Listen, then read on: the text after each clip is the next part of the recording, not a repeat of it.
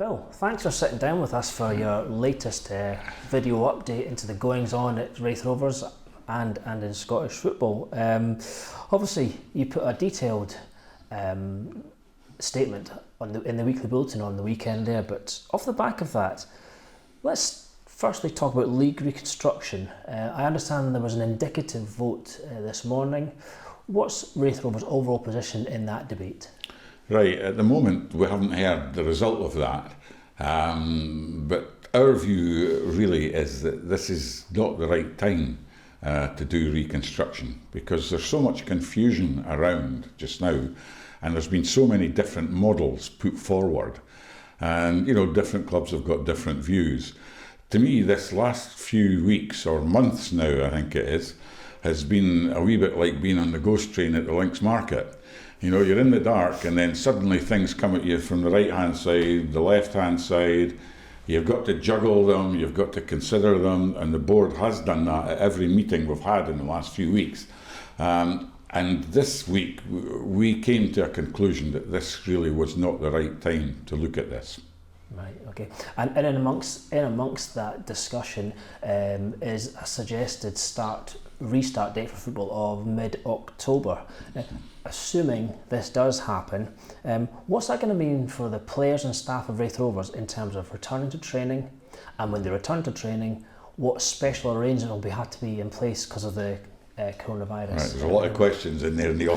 Sorry. I think anything that I say has to be tempered with, it'll depend on government advice and guidance and so on, and changes. And any sort of dates that I give just now are maybe plus or minus 7 days or 14 days. So our intention at the moment, we think that the first football game that will be played will be in the Betfred Cup right at the beginning of October. We think round about the 7th. And the first league match, we don't know whether it will be home or away yet, will be on the 17th of October. So that's what we're working towards. And working back from that, what we believe will happen is that we'll be able to bring in our players for training round about the 17th of August. And that gives them a good clear run through to the 7th of October of 6 weeks, which is what the medics are recommending for training. So that's our plan at the moment, because we're assuming that whatever happens with reconstruction, we'll be in a league of 10 clubs. At one point it looked like being 14, it's been suggested 16, you just don't know, but we're assuming it's going to be 10. So based on that, it means that we'll have to bring the players back off furlough. Obviously they're furloughed until the 31st of July just now, but we could continue them for the first couple of weeks in August. We would have to bring the management team back though slightly before we start training, obviously, because we've got signings to do. We still have a number of players who are out of contract on the 31st who we're keen to re-sign for next season.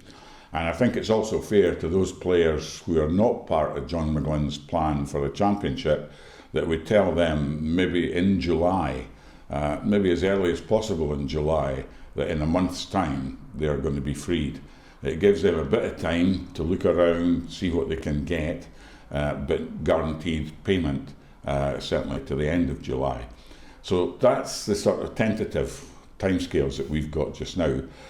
When we do start playing football, it'll be behind closed doors. No, I don't think there's any doubt about that in October. We hope that we might get to a position in November or December where we can allow a number of spectators to come into Starks Park. The figures that have been suggested are maybe 20% of our capacity, or 25%. Now, a capacity of just over 8,000 at Starks Park, that would theoretically mean around about 2,000 spectators. But when you look at the layout of the park, the ground, actually with social distancing, if it remains at 2 metres, it wouldn't be possible to get near that. If it comes down to 1 metre, it might be a possibility that we'd get somewhere between 1,000 and 1,500 spectators in the ground.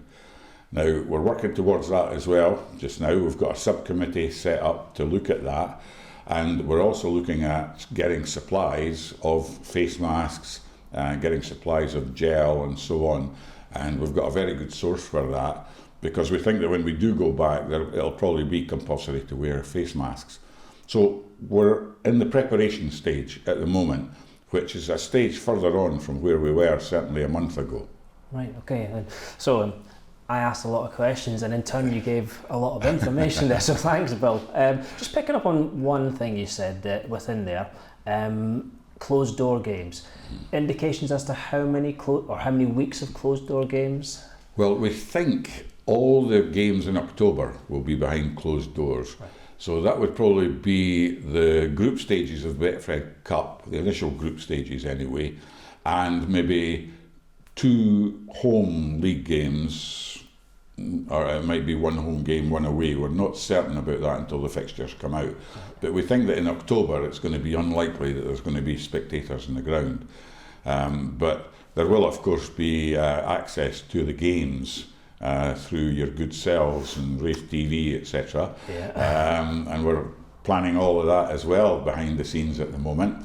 But maybe if I'm optimistic, I would say we might get spectators in November, December. The pessimistic view would be January. Got you, right, okay. So moving on from that, in your last detailed answer, you mentioned the potential numbers that we could get in here around about the 1,500, 2,000 mark. That leads me on to the next question, which is season tickets. You know, last season we had 982 season ticket holders. We're hoping to have them on sale in August. Is that right? And what's that going to mean if you buy a season ticket, and are you guaranteed to get into games? Right. Again, there's got to be flexibility in this. I could give you a date just now and say that's when we're going to sell the season tickets, but actually I can't. Right, okay. Because it depends, again, on the health situation and us coming out of lockdown a wee bit more and more in stages. So our plan at the moment is that as soon as we know how many home games we're going to have in the league and in the Betfred, we're in a position then to be able to tell our supporters, right, that's the number of games that you will be guaranteed, and included in that might be a couple of games that are behind closed doors, and we'll make arrangements that certainly season ticket holders will have access to those. We're not sure yet whether it's technically possible if you can buy a one-off ticket, just one game, if you just want to see one game, or even if opposing teams' supporters can view them. That's all been worked out, and that's been worked out at national level just now, which is good. The SPFL have got a subcommittee looking at all the technological issues that there are in that, but we would certainly be able, in, I would say, it might be 3 weeks, it might be 4, or it might be 5 weeks' time, we'd be able to put our season tickets on sale and say, right, there's a number of games you'll be guaranteed that you can get into, and there's a guarantee that you'll get free those ones that are televised. Yeah. So that's the best sort of estimate really at the moment. Got you, right, yeah. And in terms of those televised games, I mean, there's still things being worked out, but it's still we're waiting to find out if it's a question of RaithTV televising those games, or if it's Pixelot, the SPFL system, or a mixture of both. Yeah. Just for the people that are going to be tuning in, what's your understanding of Pixelot and how that might work on the spot? Why did you have to ask me a technical question like that? Right, I'm not a technocrat. My understanding is that the Pixelot camera follows the ball. Yes. And so it gives you a different kind of view of what RaithTV do, because sometimes you home in on certain things. We can, I'm told, get access to the Pixelot, and the RaithTV commentators can add the commentary onto the Pixelot thing. So we might have the Pixelot camera plus the RaithTV camera. And again, that's been negotiated at national level to make sure that that works. I'm told that the quality of the Pixelot camera is not quite up to Sky TV standards, but it's a good standard. And given, we've all been watching the RaithTV reruns of matches, and it's been good stuff and kept people's interest going. If we could get somewhere, in between the sort of RaithTV and the highly professional Sky, not saying that RaithTV isn't highly professional, but if we can get something in between that, I think that's a good thing. Yeah, it's I suppose, just musing to myself, it's a question of whether RaithTV's commentary enhances Pixelot's TV coverage. Do I have to comment on that, do I? You don't. Right, No. thanks. Everybody's got their own view on that. I think I'll say one thing about that. I'm not saying it's not professional, but I think it's quite good to have local commentators who know the club commentating on the games and giving a perspective as supporters, in what's going on. But you have to be objective, obviously, at the same time. So if we can get the right mix of that, I think it'll be fine. Exactly. Yes, and we certainly view ourselves as impartial, but dedicated to Raith Rovers. Anyway, moving on from that, another big talking point recently is what's been referred to as the James Anderson contribution to the SPFL Trust. That funding is potentially in place for all clubs. What's the process for us getting that money, and what will it be used for? Right. Each club has to fill in an application form because it's by application, it's not automatic. So we've already filed ours, actually, with the SPFL Trust, and it's good that it's the SPFL Trust that are doing it, because that gives a community emphasis. And as we are building towards being a very good community squad and team and club, that's helpful to us. It's got to be COVID-19 related, so we're looking at whether that will cover some of the costs of the masks, gels, making sure that this stadium is absolutely clean for football to commence and for spectators to come in. We think there's a whole lot of things in there that we can do, which will guarantee that we'll get the grant eventually. It may be, I don't know the details yet, if some of the bigger clubs in the Premiership don't apply for it, that we might get a wee bit extra. But at the moment it looks like 50,000 per club, and it is a godsend to us. Yeah. The one thing that we don't know yet is what the testing regime is going to be. Just going to ask you that. We don't know if we're going to have to test our players twice a week before a match, or what. Is it going to be at Starts Park? Who's going to do it? Or is it going to be at some central hub, for example, for all the 5 clubs? We just need the detail of that to come, and that'll come in the next few weeks, definitely. But we certainly are in a position where that money would be useful for us for the stadium, but also in community terms. I want to see Raith women and girls back here. I want to see the community club youngsters, the walking football, the over whatever it is now. 35s. Well, the over 35s are probably over 70s by now, with all this lockdown. But certainly we want all of those back in as soon as we can really realistically get them in. Right, yeah. My final question, Bill. I mean, it always seems to be about money, but in your bulletin you made mention of the supporters' contributions, the crowdfunding, the Just Giving page, and so on and so forth.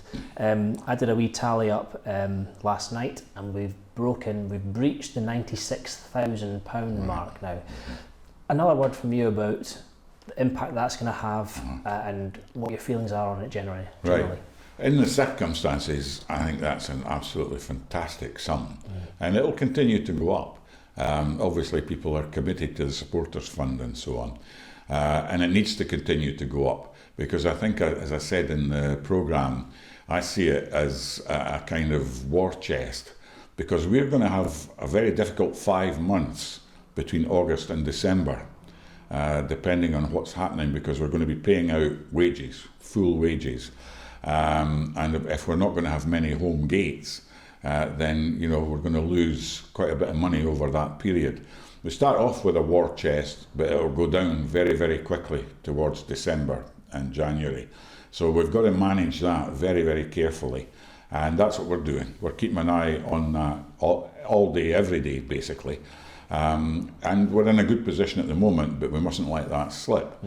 But the supporters fund, the crowdfunding, the donate ticket, I think we're way ahead. I think I said that in the bulletin. We're way ahead of any other club in Scotland due to the commitment of our supporters. And that's just a fantastic piece of news. It really is, given the circumstances that some of them are in. And I should maybe say something about, the reclaiming of some of the season ticket money from last season. The vast majority of people have said, keep it as a donation. That's, again, fantastic. A small number, I believe it's about 18, 19, have said we could do with the money back. And that's fine. We're very, very happy with that. We're making the arrangements for that. But I'm also reaching out to those people who've said that and saying to them, look, if you really have got difficulties, financial difficulties, get in touch with us. Right? We've got Andy Mill, who's a supporters director. We've got a supporters liaison officer as well. We're getting Margie involved in this. And contact us. Don't be embarrassed. Come and speak to us about how we can help you. And even if it's just a delivery of, let's say, the fruit, that the Raith Fruit Company has very generously got involved with us in that. If that's all we can do, that's all we can do. But there might be other things that we can do to help you. And if anybody knows of any of our supporters who are in those sort of situations, then do get in touch with us. And there are pretty easy ways of getting in touch with us. Yeah, those practical offers of help are just sometimes what people need in times of stress. Yeah, it might even be that you just need somebody to talk to. And while you might not always want to talk to somebody at the Rovers, I'm thinking Davo and Benny here, I'm not going to send Davo to anybody's house for a 2-hour chat or anything like that, don't worry. But Davo would do it. That's the good thing about our players as well. They're part of our community as well, and they're up for helping people in the community. So, anything like that, then we'd be pleased to hear from them.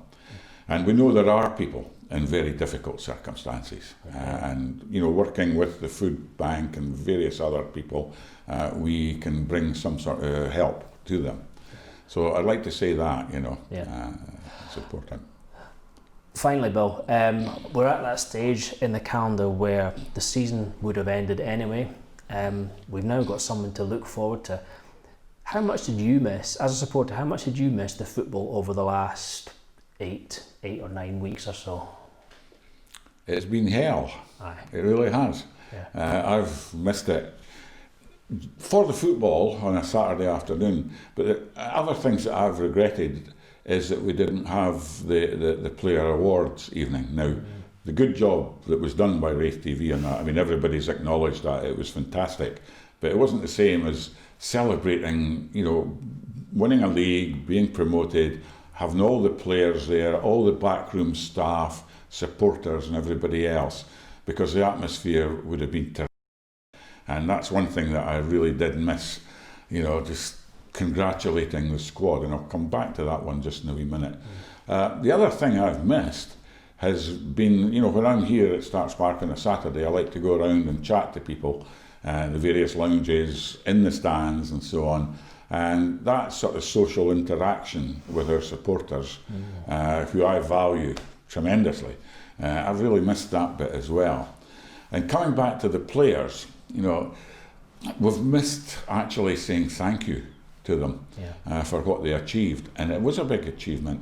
Although other people outside of the club may be saying, oh, you only won it by 1 point, and there should be an asterisk and all that sort of stuff. No. We were determined, and John McGlynn and Smudger were determined, that we were always going to be at least a point ahead of whoever was in second place. And they really put their backs into that, and so did the players, and got us to the position that we ended up in, and that was great. And so even those players that we might part company with in July or August, they've played a huge part in that. And there's 3, if I can mention 3 who I know are definitely leaving us. John Baird, who has been great again for us, and I thought his interview was terrific. I didn't know John had that many words in him actually to go on for that length of time, but he did brilliantly. And I mean, you got the feeling it was coming from the heart, and that's how he feels. So we wish him well going to Australia and starting up his academy, which he's going to be doing. And no doubt there'll be some good young footballers coming out of that. So he's the first one. Ziggy, I'd like to thank, because he had another great season with us, you know, for a young boy, and now he's got Fulham to look forward to, a great club to go to, with very good management and coaching staff, and ambitious to get up into the English Premier League. And I think that's a really, really good move for Ziggy. He might come back to us at some time, as many of our players do, but we wish him all the best. And finally, I just want to say a wee word about young Jamie Watson. And Jamie's going to Canada on a scholarship. Terrific, great opportunity for him. It's a pity he wasn't able to just break through to be a regular in the squad or in the team this season. He was my first signing when I became chairman.